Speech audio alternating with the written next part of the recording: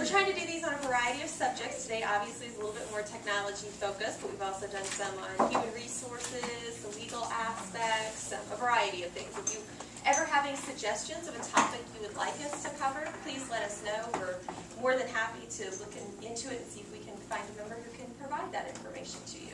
So today I want to welcome Matthew Tegmeyer from CS Technology, who is going to be discussing the mythical cloud. Take it away. Thank you. All right, thank you. Well, I'd like to start just introducing myself, Matthew Tegmeyer with CS Technology. We're about a 25-year-old consulting firm. We used to operate under the name Future Solutions. I've been with CS for about 12 years now, a little over. We specialize in, that small to medium business sector. We're a Microsoft partner, a Cisco partner, very involved in, the latest technology. So I'd like to go around the room and let everybody introduce themselves and tell me a little bit about what you hope to gain from today's presentation. So I'll just start here in the front.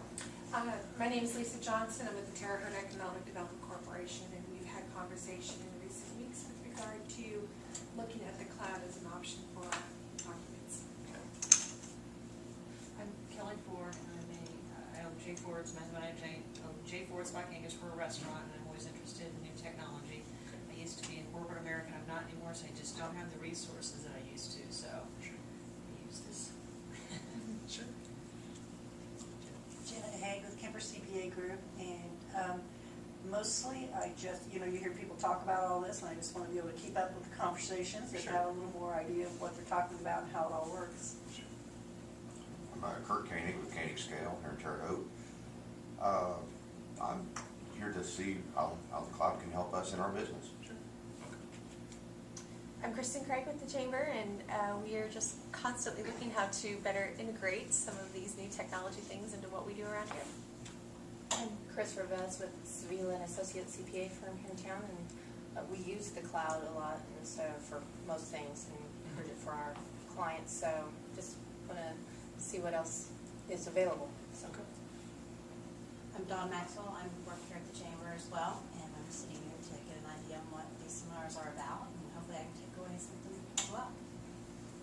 I'm Megan Raymer with Mosaic, and I don't really know anything about the cloud, so here Hope to to change that. I'm Mary Riley with the Chamber, and I, along with Kristen and Don, wanted to come in and explore the seminar itself and learn about the cloud. I use it in my personal life, and hopefully we'll be starting to use it more here at work. So just want to try to stay up on it. All righty. Well, I'll get started by going over our agenda. I'm going to talk a little bit about traditional versus the cloud. So what does a traditional network look like, and what would a cloud network look like, or cloud services? The business side of things, a little bit of detail about the cloud, then some use cases for the cloud. So ways that you could easily utilize the cloud and get started in the cloud if you haven't already, and then we'll have some question time. So this model shows just kind of a general overview of traditional office versus what a cloud hosted office might look like. So traditionally you have your hardware, software, data, and IT services in-house. If you were to move to a cloud model, you potentially move those things out of your office into the cloud. Many times, if you look at a cost comparison, this is a much cheaper option to be in the cloud than go through your traditional IT support and in-house data, etc. in the cloud. Clouds is still, it's an evolving paradigm. It's something that over the next few years, through public and private debate, I would expect it to be defined a little bit differently. Its characteristics will change, and it'll evolve a little bit over the years, relatively quickly. I mean, really in the last 2 to 3 years, the cloud has changed quite a bit. There's a lot of hype about it. You've all heard in the news, you get emails, all sorts of things about the cloud, but usually those are specific use cases. So, mainly they're marketing emails, obviously, that are targeting specific uses, and it's hard to kind of understand where that fits into your business. So I'll try to help a little bit with that. Go here to traditional. So traditional computing, typically you would buy your assets, they'd be fixed assets, on your books. They'd be internal or intranet and single tenant. So you would buy those in a model that you're the only organization obviously using that. Where if we look at the cloud computing, you buy services. So it's a little bit of a paradigm shift in the way that you do things. You pay as you go. You can just pay for what you use. It's generally done over the internet. So one of the nice things about that would be many times this can be services you can access from any device. So it isn't tying you into any particular, sitting at your desk or anything like that. You can do it from mobile phones, different, methods like tablets and other things that, are evolving. Usually it's a multi-tenant, shared environment. So talking a little bit in this graph about your traditional environment versus, what you would see with a cloud environment. The green line on this graph would represent, your classic capacity. So you buy a server, and in year 2, you might see, you've kind of hit this point here where your demands increased a little bit and you're starting to reach over the capacity of that server, whether that be CPU, memory, disk space, all those things. So, you buy another server and, now you're over capacity. Whereas if you look at the cloud in the purple line, you'll see that, demand rides right with capacity. So you don't have those overages. You're able to scale up. You're able to scale down with the cloud. You're not over purchasing assets. You're not under purchasing assets. So that's one of the big benefits with the cloud over the traditional model, of computing. And this graph is showing you where you would save some money. You wouldn't be over purchasing. You wouldn't be under purchasing, which I know, as a business owner, that's something many people get concerned about. Am I spending too much? Am I not spending enough? It's a little bit hard to navigate those things sometimes with your technology vendors. So this talks a little bit about some of the common characteristics of the cloud. So obviously at the top here in kind of the pink shade, we've got the economic element. It's usually utility pricing, you pay as you go. It's elastic, as we just talked about, so you can scale up, scale down as you need. The blue here represents the architectural element, where really the driving factor behind all these cloud services and what's made this possible over the last few years is virtualization. Is anybody familiar with virtualization? Know what that means at all? Virtualization would be a method, whether it's internal or external, to take a single piece of hardware and have multiple operating systems run on that. So we're virtualizing that, making it a multi-tenant model. So that's a model that we can use in-house, and that's a model that we can use in the cloud. And that's really the technology that's pushed the cloud into today's operations. Can we? Yeah. I hate to interrupt, but No, that's fine. okay. So when you say a virtual model, for example, you're saying you could put, like, let's just say Word 2010 on the cloud, and not have to buy the individual licenses for every machine that you want to run. Say I own 5 machines. Mm-hmm. I would subscribe to the cloud and have a Word 2010 application on that cloud. Absolutely, that is possible. In my next slide, I'll go over a little bit about the models. But speaking at a little bit maybe higher level than that, it has more to do with operating server systems. So, with servers, traditionally we'd buy a server, we'd install an OS on it, but that would be the only OS that would run on that server. So in some environments, particularly large organizations, we might say, hey, we've got an Exchange server that we're running this OS on, and all it does is Exchange. We buy another box that runs SharePoint on it, and all we run is SharePoint. Well, with virtualization, we're able to take that single piece of hardware, and we're able to take those 2 operating systems and now run them on one box. So we virtualized that platform into that one box. Does that make sense? So you're, like in the world of tablets, you're saying you could run like the Apple hardware, or the Apple software and the Droid software on the same. I know it's not the exact. It's not the exact same, but yes, but the potentially. principle's that way. Yeah, exactly. So different operating systems can run on the same physical piece of hardware, essentially. the same operating system, for that matter. So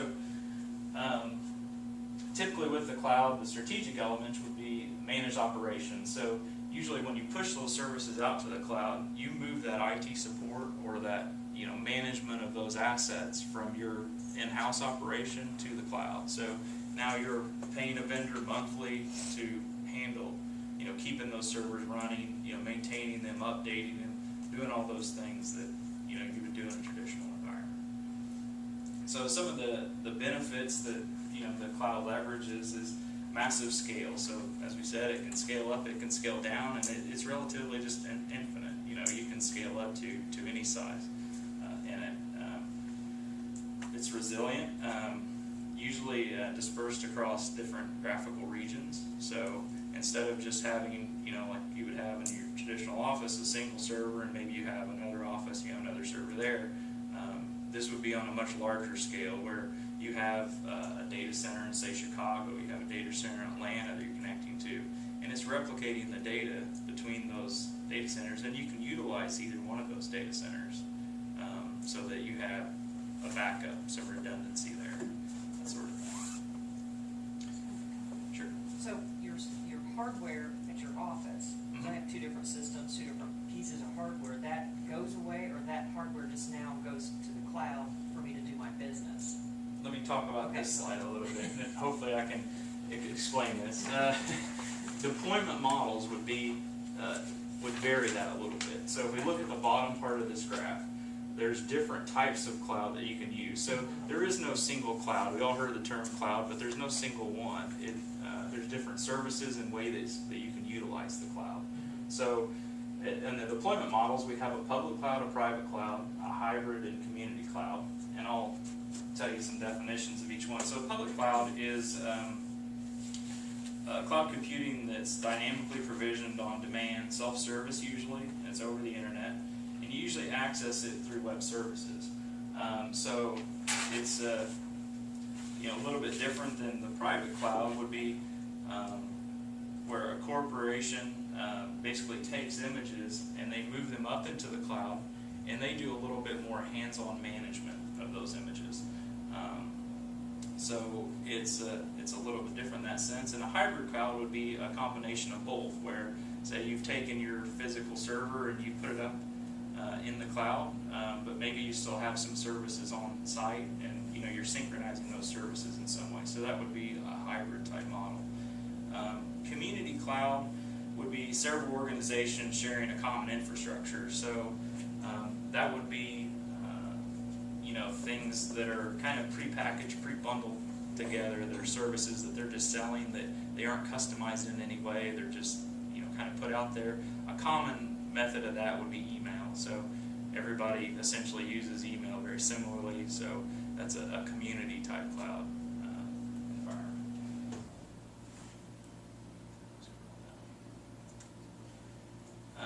So if we move up to the next slide here, we've got software as a service, platform as a service, and infrastructure as a service.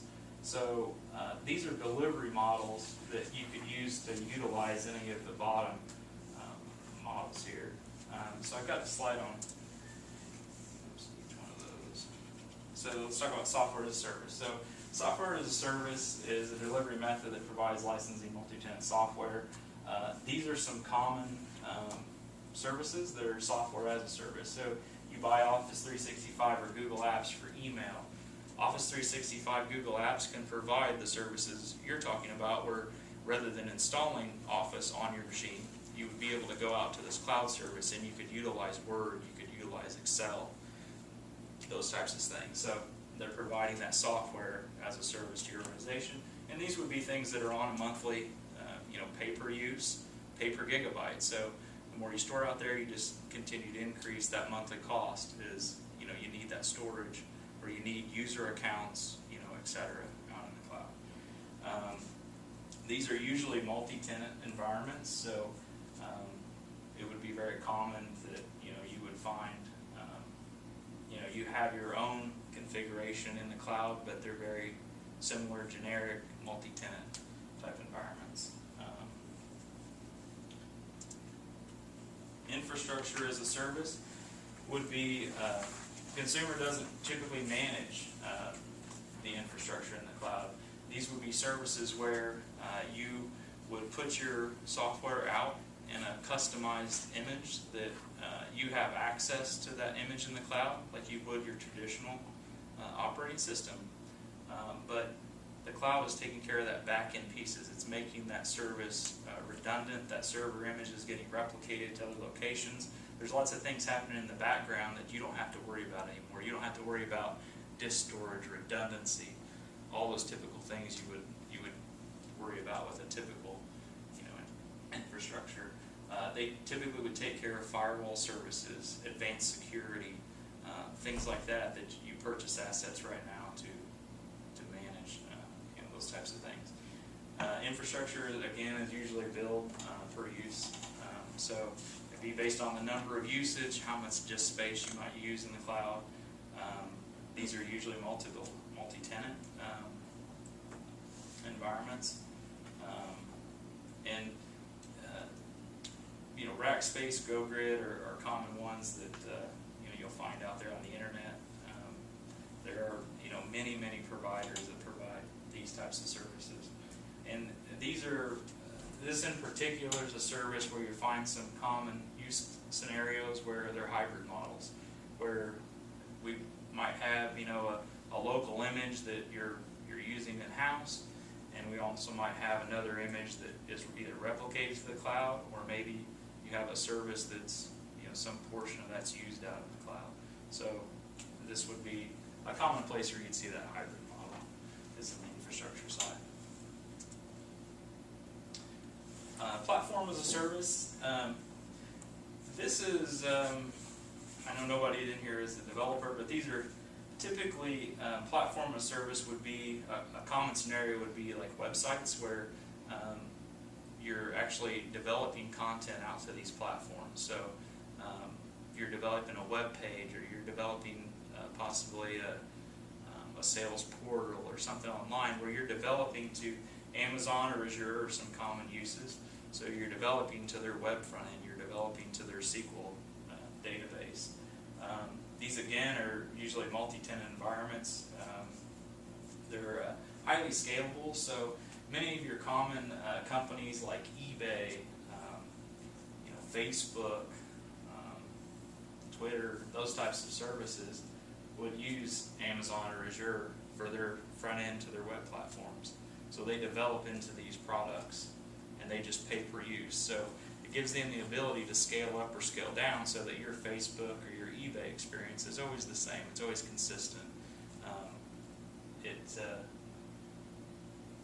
is a pretty useful platform, but to be frank with you, it's really not that useful for the small business. It usually requires developers and some in-house talent to develop to these types of platforms. So one of the big things that everybody typically has a concern about in the cloud is security. So we talk about multi-tenancy. How secure is it if I'm pushing my data up to these platforms and there's multiple tenants in that platform, multiple people using that service? Encryption is always a big concern. So how secure is that data transfer up to that cloud location? And when it gets there, is that data encrypted on the cloud? That's definitely a concern that plays a little bit into compliance. So I don't think anybody here is necessarily involved in government or banking industry, but in order for governments or banks to put things up into the cloud, there are certifications, like I don't know if anybody's familiar with PCI, HIPAA, SAS 70 certifications. These are all certifications that typically any cloud provider like Azure, Rackspace, etc. have to go through. And those documents usually have to be provided to banks, government agencies, so that they're able to provide that as part of audits, etc., that they might go through. So it's very important when you're choosing a vendor to be considering those types of things. What sort of security pieces do they have in place? What sort of encryption do they have in place? Are there any compliance concerns that your organization has that need to be considered as part of moving to that cloud infrastructure? So some of the advantages to the cloud would be, cloud would make auditing testing typically simpler for users. It would automate security management. It's typically low-cost redundancy and disaster recovery. I think that's a key thing for small businesses. There's probably very few small businesses that have a good redundant infrastructure in place or have a disaster recovery plan in place. It's usually cost prohibitive to go through the expense of putting in a redundant server or disaster recovery location in another spot. Most small businesses have a single office. They don't have the capital to go out and do those sorts of things. So the cloud lends itself really well to doing those types of things. Some of the challenges would be, trusting the vendor. I mean, that's a big one that a lot of organizations get hung up on. So in your choosing of a vendor for cloud services, you want to be thinking about those types of things. How long has that vendor been in business? What kind of certifications they have? If any vendor I ran into didn't have a HIPAA PCI or SAS 70 certification that they could provide, I would be pretty leery of that vendor. There's lots of hype in this area. There's lots of vendors out there that are trying to develop niches, particular markets, things like that they're going after. So as you're shopping for these services, you want to be thinking about those sorts of things. Sometimes obtaining support can be a little bit of a problem or a challenge in cloud computing. So, again, when you're shopping, there's reviews, lots of information out on the internet about different providers. So, do your homework on the provider you might choose and make sure that they're providing good support, they're reactive to customer problems, those sorts of things.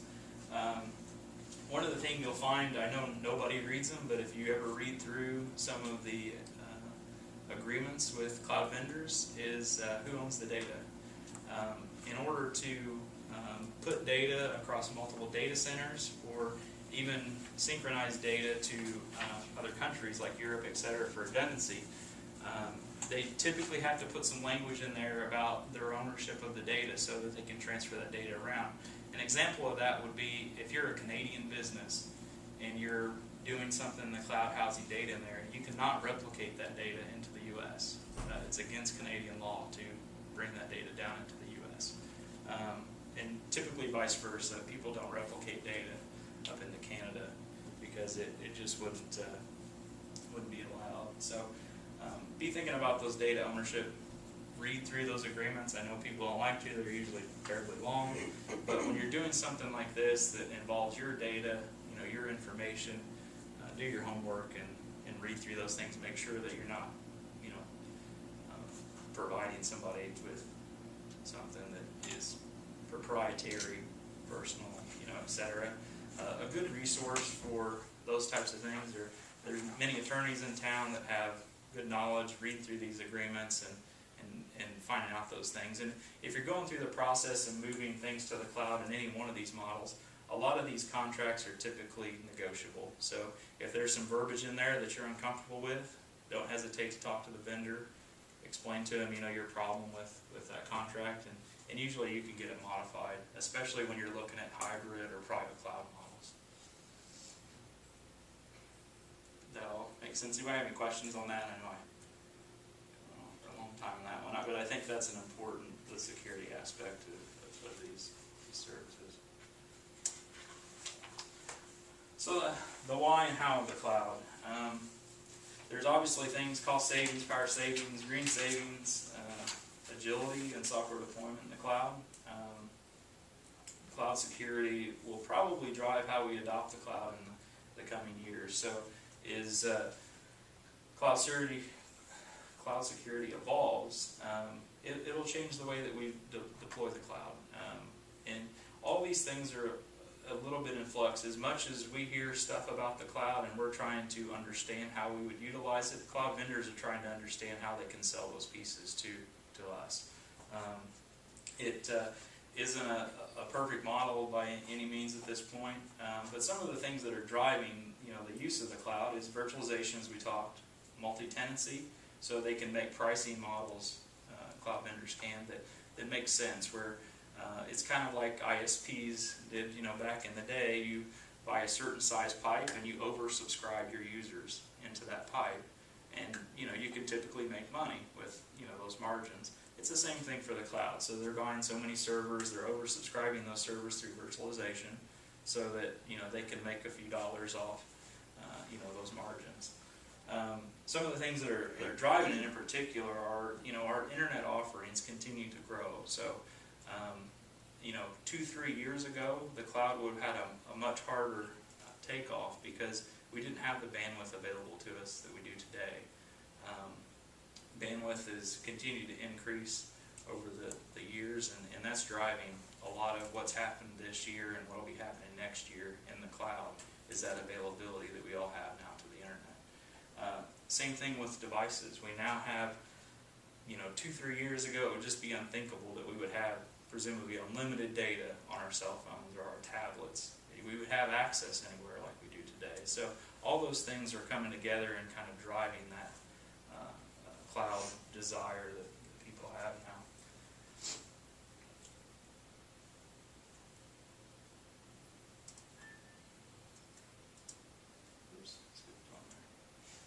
So talking a little bit about, these are some use cases for the cloud that would be specific to small businesses. So one of the common things, a good place to start with small businesses, is backups to the cloud. So taking your Exchange database, your SQL database, even an image of your server, replicating that up to the cloud so that you have an off-site backup. You don't have to deal anymore with tapes. Those sorts of things are really helpful to the small business. One of the areas that we talked about, security, being a little bit of concern with particular backups, obviously you're pushing that data up there, is cloud backups lend themselves well to getting past some of those security concerns, because you have the ability to encrypt that data, password protect it, do all those things on your location before you upload it to the cloud. So that makes this an easy point of entry for moving stuff up to the cloud. It eliminates some of those initial fears of security, compliance, those sorts of things. And it's a model that, over the past 3 or 4 years, many people have adopted, particularly in the small business area. Companies that do this sort of services that you've probably heard of would be like Mozy. They have home backups. They also do their pro service, which would be for businesses, where they can back up your Exchange server, your SQL server, and all that up into the cloud and give you the ability to quickly restore it. A common thing that people ask me about backups to the cloud would be, hey, if we have a disaster, it could take a while for me to download my data. So one of the things you want to look for when you're shopping for a backup vendor would be their ability to send you hard media back. So Mozy is an example. If you have a disaster and you call them up, they will overnight you a disk back with all your data on it, so you don't have to go through that download process of pulling your data down and restoring it, so making it much quicker. Now, you could still go through that process, but you can also get a CD. So if you're shopping for vendors, think about things like that. Do they have that ability? Will they send us that media? Do you have any questions about cloud backups? Another common thing for small businesses that we're seeing would be a disaster recovery solution. So even if you're going to keep your traditional services in-house, what would you do in the event that your building caught on fire, or something happened to your facility, your server burned up or something? You have the ability with many of these cloud vendors to replicate an image, so a complete copy of your in-house server out to the cloud. So whether that be email, SharePoint, if you have a payroll application, or even proprietary applications, you can replicate those out to the cloud, so that in the event that your building did burn down, you could start up those services in the cloud, and you could access them from your remote office, or if you have a disaster recovery site, or even if you work out of your home or something for some period of time, you would be able to gain access back to those services relatively quickly. So this is another one that lends itself really well to small businesses. Any questions about that? Man, Sure. I'm gonna be a thorn in your No, that's side. fine. So when you say replicate the image, you're saying basically replicate not only the data, but the program itself. Exactly, exactly. So virtualization as a whole, no matter what platform we're talking about, is a copy of an image. So when you virtualize a server, you're taking that whole server and you're putting it into essentially one file, so that it makes it easy to transport that file. And whether that's, you know, a private cloud or that's a public cloud, we take that file and we can transfer it around. So now it's a single thing, a single file that we have to move around, and we can spin that up and we can run that anywhere, which is the beauty in virtualization. So an example of that would be if you had a private cloud, you could have this file stored on a single piece of data hardware, and you could have two different servers the ability to access that file. So either server could run that. So that's where you get your redundancy. So if server A fails, server B would bring up that file and be able to run it. And that's an example of a private cloud. And I'll give you a good example of a private cloud that we've done locally is the public library. The public library now is completely evolved into their own private cloud. So they have images of desktops and servers that run on PC hardware that is a bank of servers. They use shared data storage, and those images can run from any one of the servers that they have available there. So even their PCs have turned into just dumb terminals.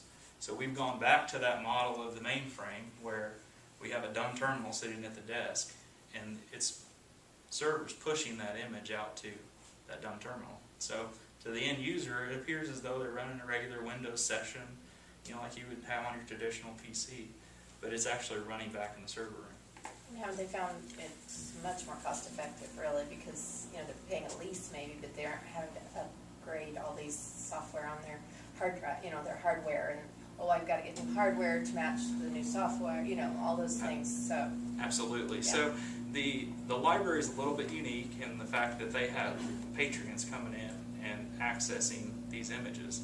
So what we do is we have a pool of running images. So when you sit down at the terminal, you just pull an image from that pool. And when you're done using that image, it goes back to the pool, it gets erased so that anything you may have done is gone. And then another image comes front to the next user. So in their traditional model, when they actually had PCs at each station, we had a special piece of software that ran. You had to reboot the machine to wipe off anything that may have happened in that previous session. Well, obviously the model we're talking about with virtualization is much faster. So in the back end, all these things are happening. It's just presenting users with another image, so they don't have to wait on that reboot anymore, etc.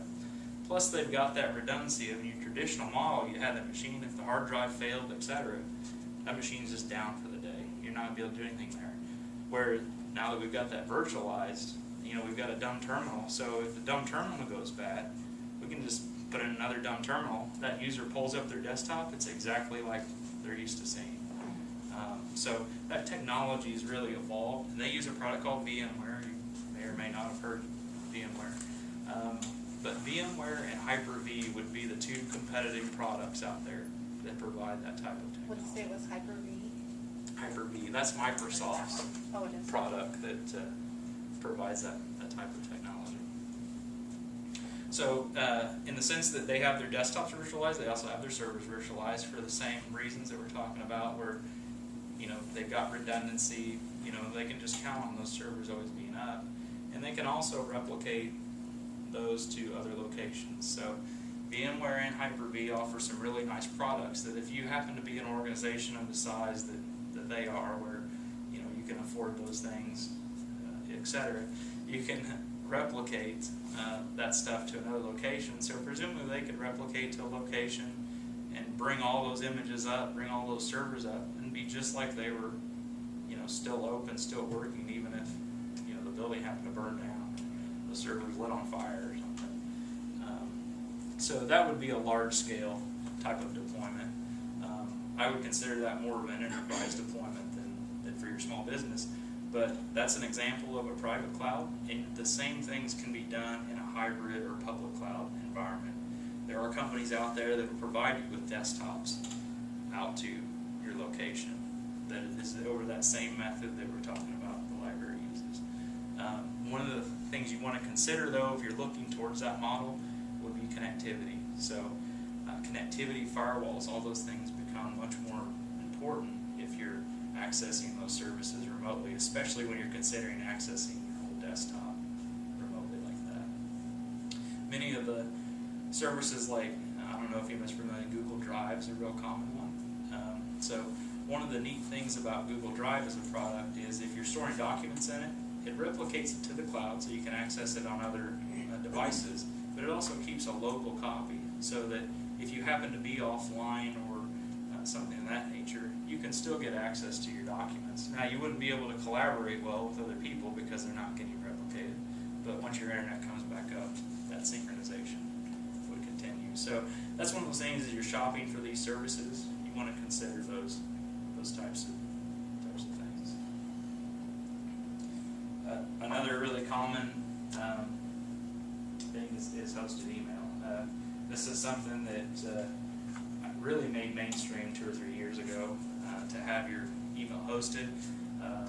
Many of the benefits for the small business was most organizations, a lot of smaller organizations can't afford Exchange servers or fancy email servers that provide you those enhanced capabilities that enterprises use. So with hosted email, it really drove all that up to where for a monthly service you can pay and you can get all those advanced calendar sharing, contact sharing, collaboration pieces that weren't available to the small business prior. Another thing that people don't commonly think of is hosted telephony. There are many companies out there that will host your telephone system. So rather than having your traditional PBX in-house, you can move that out to a hosted environment. Which is nice for many reasons. Obviously, there's typically cost savings in it. You're removing some of those maintenance contracts, things that you would traditionally pay for when you have a phone system on site. So I've got a list kind of things there on the side. So support, overhead, storage, all those sorts of things. So moving your telephony out to the cloud, you still get things like IVR. You typically would see lower long distance prices because these are technologies that would be voice over IP based. So once you're out over the public internet, the need for long distance charges on the PSTN kind of diminishes. Any questions on that? Kind of want to throw that one in there. It's one that people don't talk about too much, don't think of, but there's really a lot of cost savings in hosted telephony. It's something that...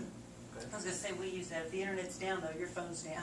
If the internet's down, it's or true, if your there's phone is static down. in your phone or the internet line, which you might not notice on a computer, they can drop calls pretty quickly on you. Yeah. So that is one downside to hosted telephony, although redundant internet connections, there are ways to get around those types of issues. CS has been in the cloud completely. We don't have any services in our office. We've been that way since 2009, and that includes telephony.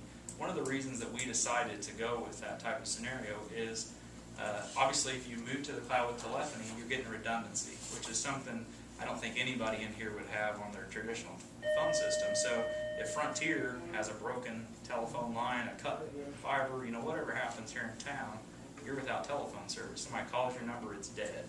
And that's something that we struggled with for many years as CS is typically when our customers are experiencing that type of problem, they need to reach us. And they couldn't because we're experiencing the same Frontier issue, the same Verizon issue that our customers were. So that was a big problem for us. So we were really excited to move our services out to the cloud so that we could say, you can always reach us.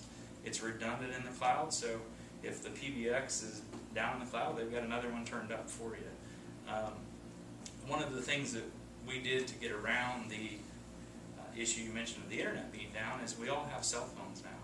So if we happen to lose our internet connectivity, it rings through our cell phone.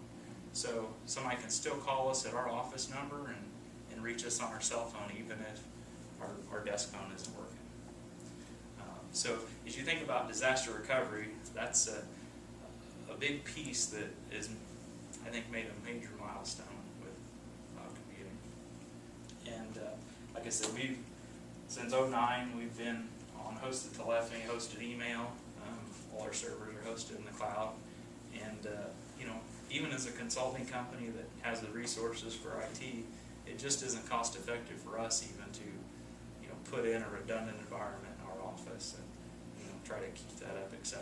And it's really nice to not focus, even as an IT company, on those things and be focusing on our customers, their business needs, rather than worrying about our telephones being up or our email coming through, those sorts of things. Any questions on that side? So where's the cloud going? A lot of people have concern about, am I going to go to the cloud and then we're going to retract back from it? Which, I don't think personally is the case. You can see in this top line item, the growth of the cloud by 2013 is up to 44 billion projected. So it continues to grow, and everyone's expectations is that 6-time growth rate over traditional offerings in IT over the next few years.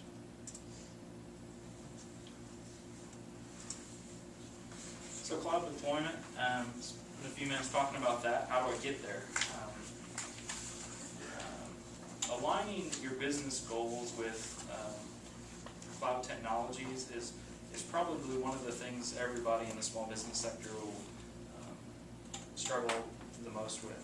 It really helps to have somebody familiar with cloud pieces to do an assessment of your organization, talk a little bit about business needs. Many of the cloud services that small businesses would use are prepackaged pieces that they have subtle differences between them. I'll talk in particular about email. But as you go through assessing what technology you would use, you want to be careful to make sure that you uncover a lot of those differences ahead of time, because they can be subtle things, but kind of a big deal, down the road. Google Apps and Office 365 would be the most common 2 products that people would go towards for hosted email, and there are huge differences between the 2 products. Not just in technical aspects and usage, but also user training. Many people are familiar with Outlook, for example. Most people aren't familiar with the Gmail interface. It's quite a bit different. So you want to explore all those types of things before you drive in any particular direction with those sorts of things. There's typically cost savings, cloud services. If you do a 3-year price comparison versus traditional services, you're typically going to show a cost savings. Many people, if you ask them what they're paying now for their email system, if they house it in-house, they're going to say a couple bucks. But if you really look at what all that encompasses as far as IT support, all the other things that come with hosting your own email, I think you'll find that hosting in the cloud to be much less expensive than doing it in-house. So doing a high-level assessment of your requirements, I would strongly recommend if you're considering cloud services.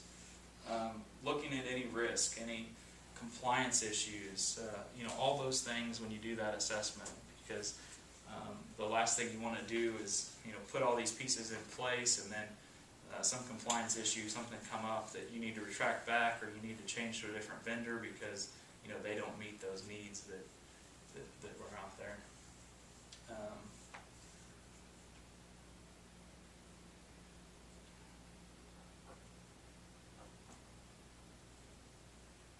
Anybody have any questions on that slide?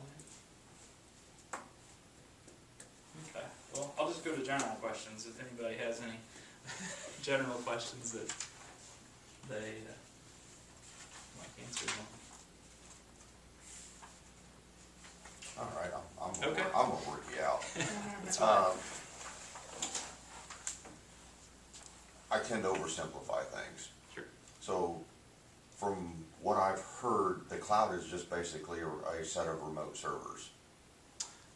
Essentially, it's a set of remote Connected services via the internet. Via the internet that can provide different, services like, we talk about platform infrastructure as a service or, software as a service. Correct. It's kind of like the difference between going to a one-man car dealership versus going to a 50-man car dealership. Mhm.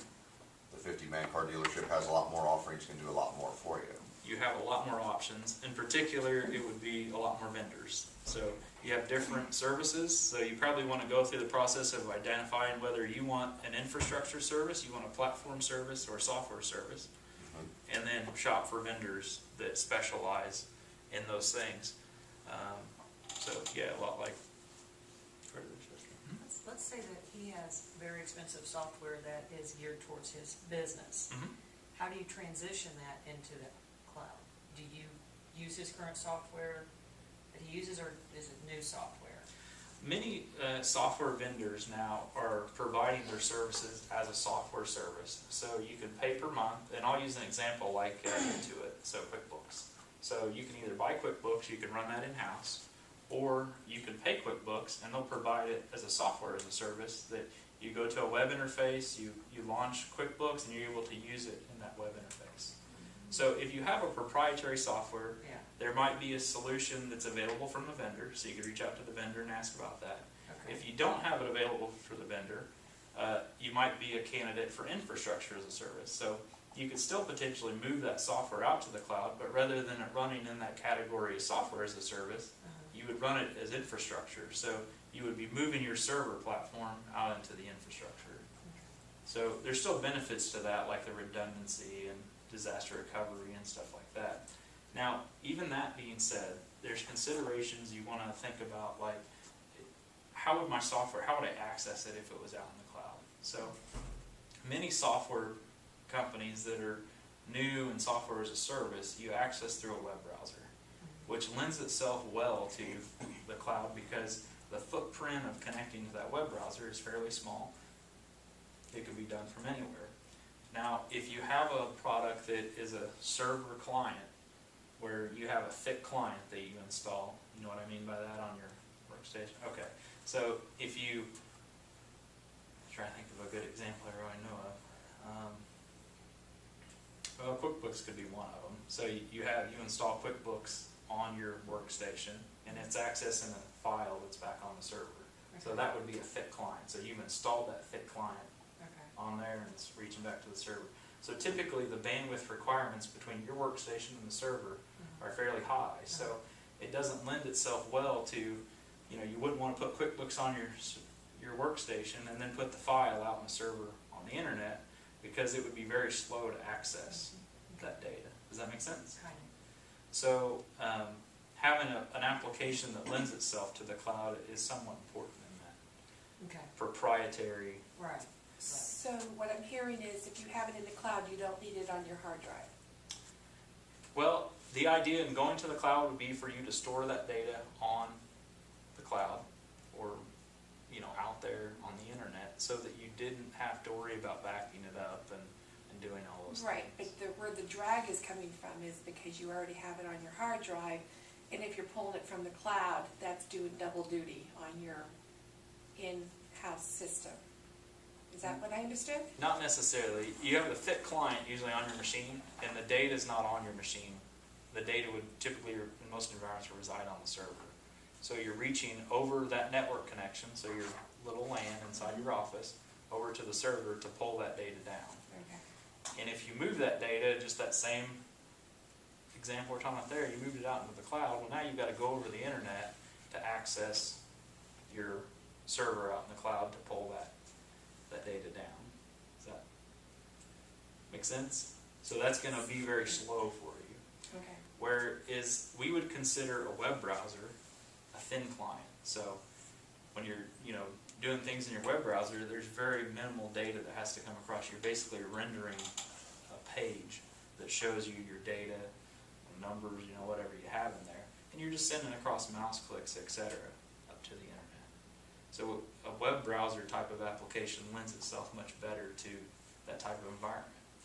Now, even if you have a thick client like that, if we go back to the example we had for the public library, where you're using virtualization, so you virtualize your machine out in the cloud, so that now you have your server out there, you've got your machine out there, and they're just talking to each other. And the only thing that you're sending back down over the internet is that very small footprint of connecting to your dumb terminal. So all you're sending across are screenshots and mouse clicks. You're not sending any data back and forth for the application. Does that make sense? Yes. So even if you have an application that's like that, you just would look at a different model in the cloud. So now you're in that infrastructure model instead of being in that software as a service model. The beauty is that you can always pull it off yourself. You can, do a zip drive and take it off yourself if you needed it. So that you wouldn't have to feel like it's just always up there and you don't really have physical access to it. Exactly. So one of the things that even we do is we have everything hosted in the cloud. They back it up for us, but we back it up to another provider. So that if something happened to that provider, we're not left out in the cold with, our data being locked up, with this single provider. So we're getting all the benefits of the cloud, et cetera, but it's a very minimal amount to back up to another provider. We use Mozy as an example. And where does one find the shopping list of providers? And where do you find that to say, here's a list of companies that provide this for you to do some due diligence and homework on? I think prior to that, you need to go through the process of assessment. It's really important that you assess, for the same reason that you're asking me, my application, how would it run out there? You need to go through that assessment process to determine what you need before you shop for a vendor, because there's so many out there. I mean, you could Google and find lists and lists and lists of providers out there, but you need to not focus on how do I make that provider work for me, and more of how do I find a provider that works for me. If you're going about that the other direction, you're going to find some holes in the solution. So you want to go that other direction. But I think it's also enabled small businesses to grow, whereas before they might not have been able to because they couldn't afford full-time IT person or full-time this and that. They're able to have the virtual, absolutely. IT, the virtual CFO, back office, all those things that they can do and enable them to run their business effectively and efficiently and grow. Just like I gave the example of us, it's given us more time to focus on our customers and doing our business than focusing on our IT needs. And I'm saying that as an IT vendor, that we have the resources in-house, obviously, to do these things. But even, with that said, it doesn't make cost sense for us to, try to do all these things in-house. So, we've moved that out to the cloud, and it's extremely helpful for small businesses to do those things out in the cloud. And if you just take off small chunks, backup, email, there's small pieces that you can move very easily to the cloud or utilize the cloud for that help you, not go through a tape rotation. Most small businesses are terrible about disaster recovery. They're terrible about getting an off-site backup out of their office. That's something that doesn't happen at most small businesses. Or people take the tapes and they put them in their car. In which case they're usually not good when you want to restore from them. So there's very simple, small steps that you can take as a small business to get out into the cloud that is really beneficial. One of the examples I'll give you of the construction company that we do work for is they use the cloud in order to archive. So they have projects that they do, data that they need quick access to, but then it goes to a state where they've completed that project, but they've got lots of pictures, drawings, things like that from the project. So we take that data set and we move it out to the cloud. So now it's relieved their need for lots of data storage in-house, and it's really inexpensive, and it scales to any amount for them out in the cloud. So that's a small step that they've taken in the direction of the cloud that has really helped get some more life out of their network. Do you know if business insurance has decreased at all for people who, because I don't know for sure, because the liability is less if you have that disaster recovery plan and it's in the cloud, so they don't have to have this recreation of people's books and all those things and the time that would take to recreate that. Do you know if that has affected anybody's bottom line that way? It will definitely help you with if you purchase cyber insurance. So that's kind of a new thing that people are going out and they're buying a cyber insurance to protect them from malware and things like that. And I can tell you, if you're looking at that type of policy and you provide them, you know, hey, I'm using these things out in the cloud, you know, they know that there's certain security pieces in place, there's these certifications, SAS 70, HIPAA, all those things out there that is really going to help you make a good case and get that policy driven down. I'm not seeing so much in the small businesses, but more in enterprise, where insurance companies are starting to ask enterprises, what's your disaster recovery plan? I want to see an acceptable use policy. I want to see, you know, a full disaster recovery plan. And it's really something that even large enterprises, you know, they go through this fast-paced growth or something, and it's some things that get missed. So insurance companies are asking for those types of things, and I would expect that in the next couple of years to trickle down into small businesses where you are starting to get asked about what's your plan for disaster recovery, because most small businesses would not make it through their office burning down. I mean, frankly, for the same reasons we talk about, they don't get tapes off-site, they don't have a disaster recovery plan at all in place for most of those businesses. You know, if tomorrow you open back up, you know, you had a fire, you're not going to have telephone service, you're not going to have email, you have no communication with the outside world, and you can quickly lose customers. You know, 24 hours is a big deal of not having that outside communication. Any other thoughts or? Maybe this is a little too specific, but we talk of internet speeds. Mm-hmm. You know, we're out on the east side of town and our internet service is questionable at best. Mm-hmm. Infrastructure's not caught up with us yet. Mm-hmm. So we move everything out to the cloud. Is going back to the library as an example, I would assume they have a T1 connection or... They have fiber.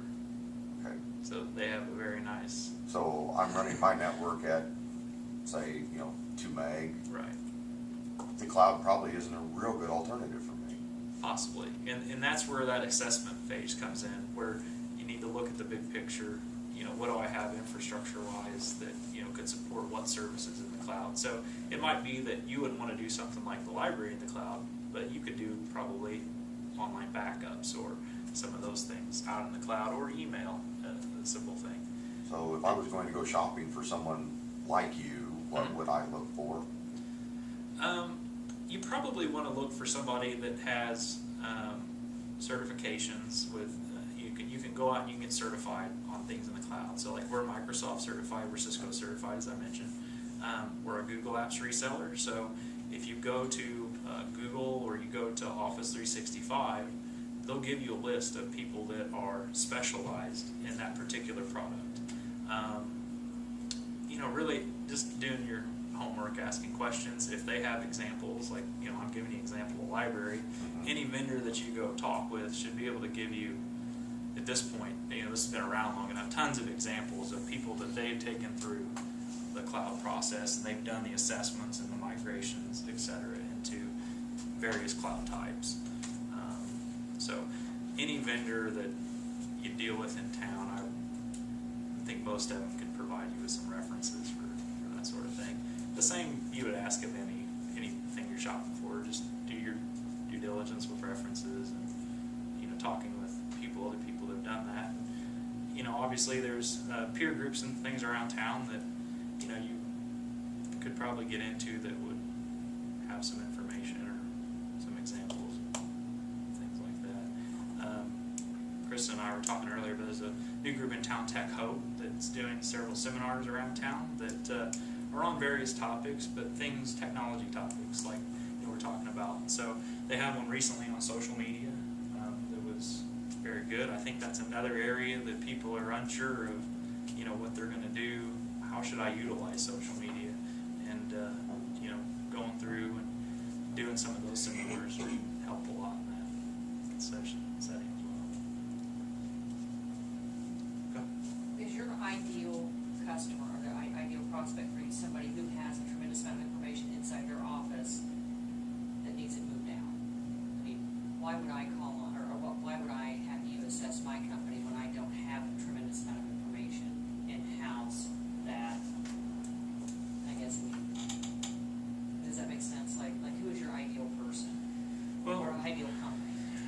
Well, we focus mainly on small and medium business. Okay. I don't know that there's an ideal company out there that What is their need? we focus on. Like what would a big issue be, or an issue for them? Most customers come to us to discuss that type of thing if they're being questioned about disaster recovery, Okay. or they have the need for better mobility outside of their office. So many small business owners come to me and they say, hey, you know, I work all the time in my office. I'd really like to be able to do it from other places. So they'd like to access their accounting software or, you know, their email, have good access to that from home or, you know, from their mobile device. Make their hard drive. Yeah, so and there's lots of services that have been out there for years where you can kind of connect into your PC at the office and do many things. But you know that requires a good internet connection to your office. We're talking about moving that completely out of your office so that you always have connectivity to it no matter what. So I don't know that there's an ideal company out there. We work in a couple particular vertical markets that you know we do lots of local business, but we have a few vertical markets that are pretty big for us that we specialize in. That they actually are markets that don't lend themselves well to the cloud. They're government agencies that the government's been a little bit slow to release you know standards for what they would like to see customers or you know agencies doing in the cloud. So that's where you want to consider those compliance things. And, you know, for small businesses, that's not necessarily so important. I would say in general for small businesses, the move to the cloud is a far stretch better security than what you have currently in-house. Most small businesses have bad passwords, don't have good backups, you know, those sorts of things are what we walk into when we assess a lot of the smaller businesses. And there's technologies that are available in the cloud that aren't available. Like even if you housed email in-house, I'll use this as an example, you might want to be able to send encrypted email, for example. Well, putting a system in that allows you to do that in-house is very expensive. But if you're out in the cloud model, it's like $1 or $2 more a month. Now you have the ability to encrypt your messages. Another example of that would be two-factor authentication. And what that means is rather than just having a regular username and password, you're going through a second authentication process. And it's, people are probably starting to see more of these, but like RSA keys that you carry on your keychain that have numbers on them, a lot of banks are issuing those now. That would be what you use for two-factor authentication.